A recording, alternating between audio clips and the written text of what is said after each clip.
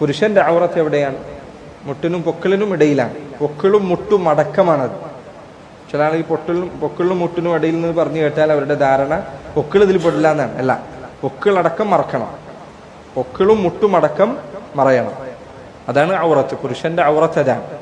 അപ്പൊ വീട്ടിൽ നടക്കുമ്പോൾ തുണി എടുത്തിട്ടുണ്ട്. ചില ആൾക്കാർ ഷർട്ട് ഇടൂല, തുണി എടുത്തിട്ടുണ്ട്, അവന്റെ പൊക്കിളുടെ അടിയിലേക്കാണ് കാണുന്നത്. വീട്ടിൽ പല സ്ത്രീകളുണ്ടാവും. അങ്ങനെ നടക്കാൻ പാടില്ല.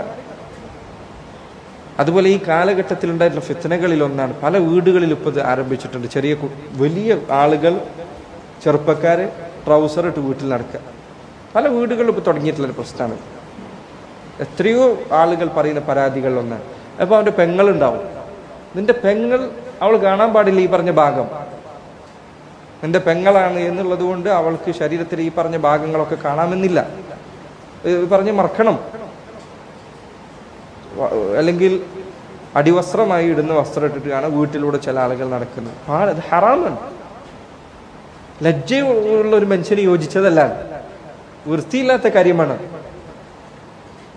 വലിയ ആളായി കഴിഞ്ഞാൽ പ്രായമിത്തിയുടെ വസ്ത്രം ശരിയാക്കണം.